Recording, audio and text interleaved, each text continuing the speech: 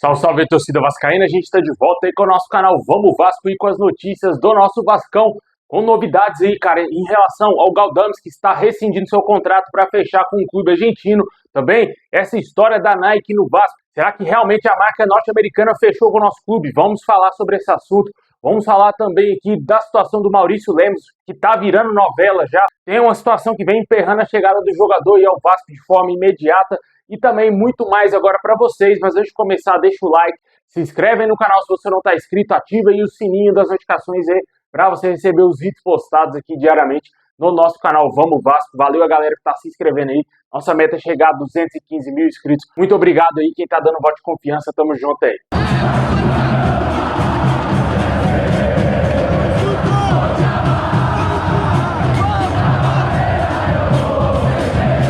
Bom, pessoal, sem enrolações, vamos aí para o nosso vídeo, cara. Após se classificar aí para as quartas de finais na Copa do Brasil, o Vasco segue aguardando aí quem será o seu adversário na próxima fase da Copa do Brasil. Vale ressaltar que o Vasco pode ter pela frente aí o Atlético Mineiro, Atlético Paranaense, Bahia, Corinthians, Flamengo, Juventude ou São Paulo. Todos esses times estão classificados juntamente com o Vasco às quartas de final e esse sorteio deverá acontecer no próximo dia 19, na próxima segunda-feira. O Vasco deverá conhecer quem será o seu adversário, também será sorteado o mando de campo, o jogo de ida e também o de volta. Logicamente, o torcedor vascaíno está esperançoso que o Vasco tire ali um Juventude, mas eu acho, isso é intuição minha, eu acho que o Vasco vai acabar caindo ali com o Bahia. Vai ser Vasco e Bahia esse jogo aí, um jogo acessível para o Vasco, mais que o Bahia esteja no momento melhor, tem um time qualificado, mas eu acho que dá para o Vasco sim conseguir vencer o Bahia e se classificar às semifinais da Copa do Brasil, caso enfrente esse adversário. Outros adversários acessíveis para o Vasco, na minha opinião, Corinthians, logicamente, seria um bom nome também, além do Atlético Paranaense, que não está vivendo uma grande fase, e claro, além do Bahia e do próprio Juventude, né? Os outros três times são pedreiras, né, cara? São Paulo, Flamengo e Atlético Mineiro, por mais que o São Paulo seja um freguesaço do Vasco, principalmente em São Januário, mas é sempre bom ficar de olho, porque tem um time qualificado, um bom treinador também. Deixa aí nos comentários aí quem você gostaria de enfrentar nas quartas de finais da Copa do Brasil. Sinceramente, cara, não tem como fugir do Juventude, é a vontade que eu quero. Eu queria muito que o Vasco pegasse o Juventude para eliminar o time e passar ali para as semifinais. Mas sempre bom lembrar que o Juventude não é essa baba toda, né? Parece ser, mas não é. Eles eliminaram vários clubes importantes, tiraram o Fluminense aí também aí na última fase, nas oitavas de final. Tá fazendo um bom campeonato brasileiro, um campeonato aceitável. É um time bem competitivo, né? O Vasco, inclusive, perdeu para eles lá no Alfredo Jaconi, e com certeza não será essa baba toda, mas dentre todos os times que estão aí a serem sorteados, o Juventude seria o melhor nome possível para o Vasco enfrentar. Depois eu acho que vem o Corinthians, que está numa péssima fase, e também o Bahia.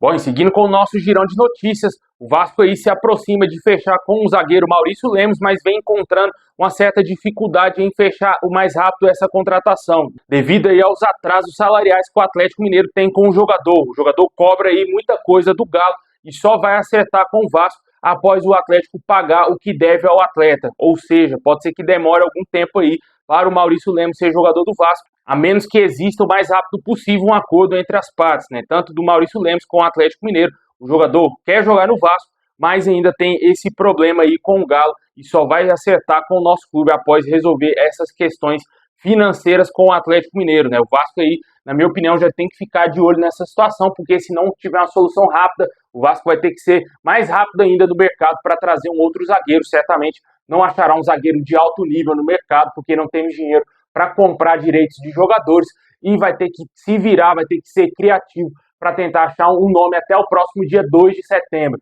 Sempre bom lembrar que o Vasco vem encontrando enormes dificuldades para liberar jogadores do nosso elenco, para ter uma folha salarial mais aberta, né? Para ter um alívio na folha salarial, para o Vasco trazer talvez novos reforços, só que isso vem demorando bastante, já que o Vasco não consegue achar clubes para colocar o Rossi, para colocar o Serginho, colocar outros jogadores aí que podem estar nessa lista, como o próprio Galdamés, que a gente vai falar já dessa situação, mas esses jogadores vêm encontrando seríssimas dificuldades para se transferirem do Vasco a outros clubes. E eu vejo que é mais interesse do Vasco essa movimentação de saída do que dos próprios atletas, porque os caras ganham muita grana, né? A gente já falou isso aqui algumas vezes no canal. Boa parte desses jogadores aí que estão no Vasco hoje ganham salários que nunca ganharam nas suas carreiras, né? Infelizmente, os contratos que foram feitos pela Cessa Sete Partes, pelo Lúcio Barbosa principalmente, e o Vasco aí está sofrendo porque não consegue liberar atleta, né? E não tem dinheiro para contratar novos jogadores, né? A situação é complicada, é difícil. Vamos aguardar quais serão os próximos passos do Vasco nesse mercado.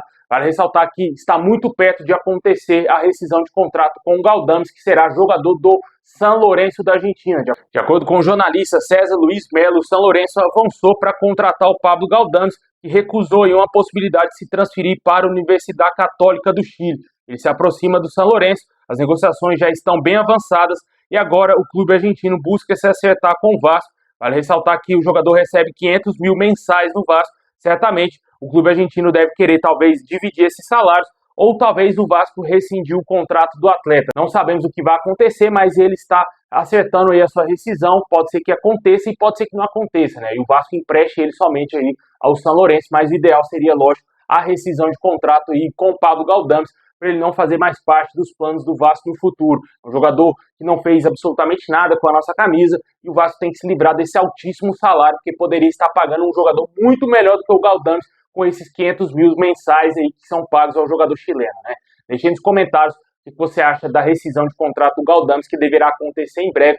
Pode ser que nos próximos dias ou nas próximas horas até mesmo aconteça a saída do jogador para o San Lorenzo da Argentina. Bom, e agora vamos falar de uma situação que está muito indefinida, mas que já começam a ter especulações, né? O Euriquinho, meu amigo, sabe ele mesmo, filho do Eurico Miranda, trouxe informações aí que, segundo ele próprio, o Vasco estaria fechando com a Nike. Cara, isso aqui vai de você acreditar ou não. Eu, sinceramente, sendo bem honesto, eu não acredito totalmente nessa notícia não, mas aí você que sabe, você que escolhe aí se você acredita ou não no Euriquinho, mas ele trouxe essa informação aí, dizendo que a Nike estaria muito perto de fechar com o Vasco a partir do ano que vem. Essa prorrogação do contrato com a capa seria justamente para a Nike fechar com o Vasco, que a empresa precisaria aí de cerca de um ano, um pouco menos aí no caso do Vasco, para a confecção das camisas do Vasco a partir de 2025. É uma notícia assim que realmente é difícil de acreditar, mas não é tão impossível de acreditar, já que a gente sabe que a Nike fez proposta assim para negociar com o Vasco, para fechar aí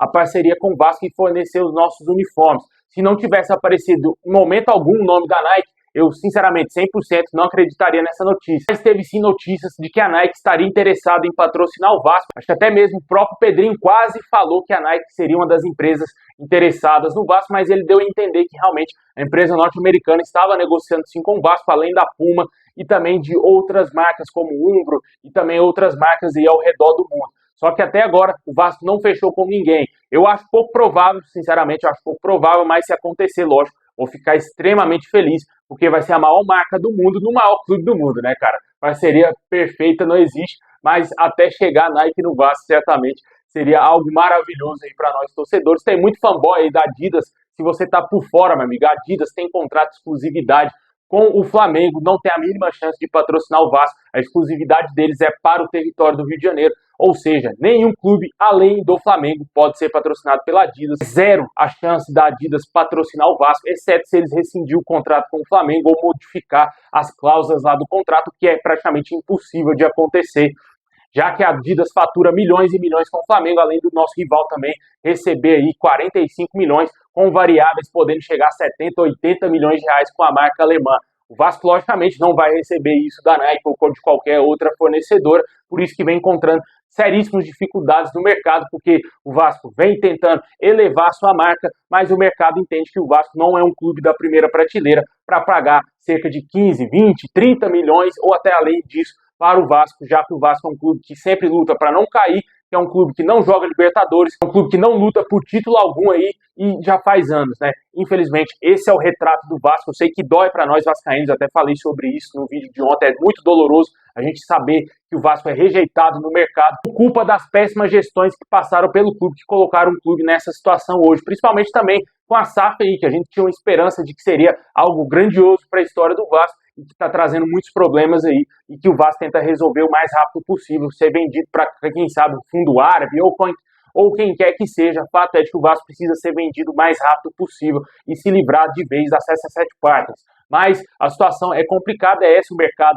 é fechado, poucas marcas querem pagar o que o Vasco quer, ou ninguém quer pagar o que o Vasco quer, para falar a verdade, e agora o que o Vasco está tentando é buscar que paga mais. Pode ser que a Nike tenha oferecido algo muito maior do que era pago anteriormente pela capa, cerca de 600 mil anuais, mais cerca de 13 a 17% em royalties aí de venda de camisa, né? Certamente o Vasco deve fazer um contrato melhor, pelo menos ali chegando perto da casa de 10 milhões. Eu não acredito que o Vasco irá receber mais de 10 milhões de reais com a nova fornecedora esportiva. Deixe aí nos comentários qual marca você gostaria de ver no Vasco. Você acredita nessas informações do Euriquinho, né? Cara, ele falou sobre o Mina, né, velho? Realmente foi um furo gigantesco ali do Euriquinho, cara. Deu muito errado, mas o nome do jogador ele acertou. O Vasco chegou a negociar assim com o Mina, mas não acertou com o atleta, como ele mesmo mencionou, né? É complicado.